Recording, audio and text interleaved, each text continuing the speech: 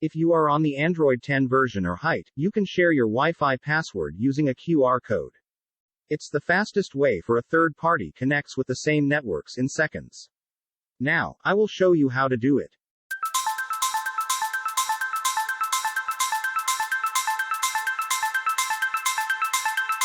For share your Wi-Fi password with QR code, navigate to Settings.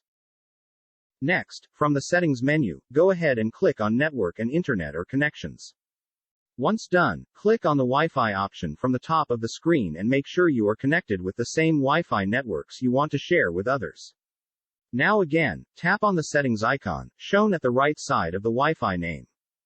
From the Open page, tap on the Share or QR code option to verify your password. Once done, your phone will generate a QR code. Now, your guests scan the QR code and connect with the same networks.